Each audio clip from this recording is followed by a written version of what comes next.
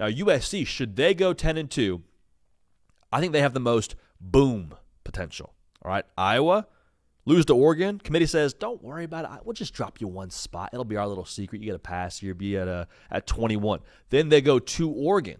All right, so that stretch of those two games, I am so fascinated to see how the committee chooses to move USC, especially after this weekend.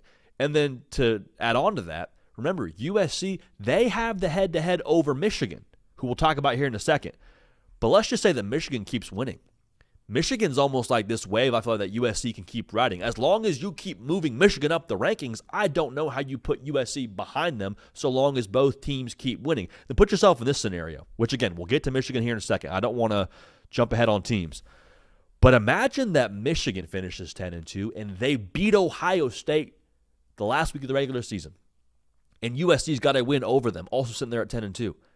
How do you leave Michigan, or how do you rather put Michigan in and leave USC out? Is that a world we could exist in? I mean, I guess anything's possible, but that to me is very, very intriguing as it stands right now. Now, I also think you look at USC, the losses, Notre Dame loss isn't like a bad loss, quote unquote. The loss to unranked Illinois makes you feel a touch uneasy. But I do think overall, if you were to put USC into the college football playoff, they'd be a tough draw. Like the fact you have to cover both Mekhi Lemon and Jacoby Lane, and you get Jade Maiyava now with even more reps under his belt in Lincoln Riley's offense. Also, don't look now, USC's running the football, 200 yards a game on the ground with a walk-on running back, and a one King Miller. USC is one of those teams that I think is getting hot at the right time. And so if you go get a win at a top 10 Oregon, I don't have any other questions about what USC could be here finding their way in. I think they'd get some breaks.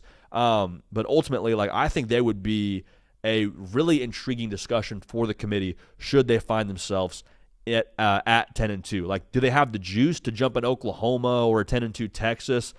Probably not, in my estimation, by nature of how these rankings currently sit. But the breaks I think you would depend on getting if you're USC.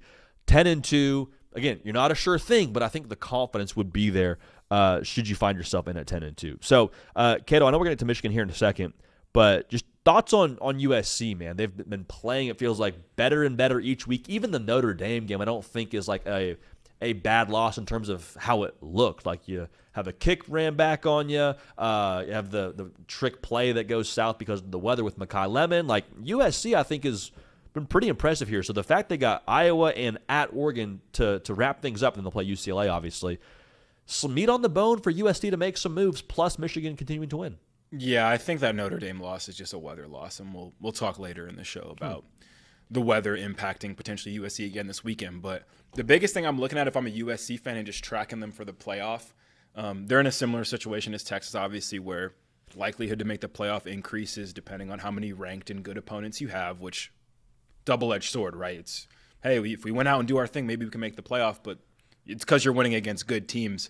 Biggest thing I'm looking at for them, though, is how much are teams dropping in gaining ground in the rankings week to week. It's going to come down to, for USC, they went up 2 spots with a win over Northwestern. That has some to do with them beating Northwestern, and it also has to do with Louisville, Virginia, Iowa all losing. Mm-hmm. So they need I think they just need certain breaks to happen in the rest of their schedule and the rest of just the college football schedule to go from 17 up. But you could very easily see it happening. I mean, if you're talking about a Texas Tech team that goes up 2 and a Miami team that goes up 3, and that's way different wins. A win against Syracuse, you move up 3. If they get win against Iowa, what does that mean for USC? Even if everyone stays the same, all of a sudden is USC jumping to Georgia Tech? Are they jumping a Miami? Are they jumping a Vanderbilt? I think it will be very interesting to see if they win this weekend, they're favoring the game. If they win, how much do they rise? Because if they rise 3 or 4 spots, all of a sudden you beat Oregon and you can rise even more spots. If I was USC, I'd be tracking the little trend where you can see how many teams are moving up and down. BYU drops 5 spots. Virginia drops 5 spots. How much can other teams drop and how much can we rise is what I'm looking at if I'm USC. And I don't think there's too many breaks that need to go their way just based on the Texas and Oklahoma that obviously are going to have their back against the wall this weekend.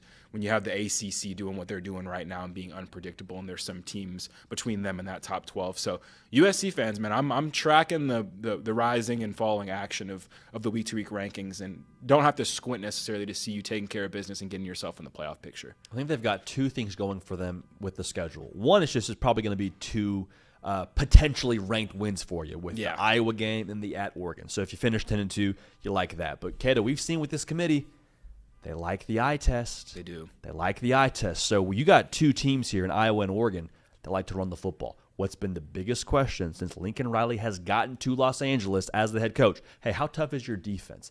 If USC trots out there against Iowa and Oregon, and big Jakeem Stewart, big Thanos is out there making stops up front, they're holding Oregon and Iowa to, I don't know, maybe not less than 100, but like less than 120. They just proved they have something in that front seven to stop the run.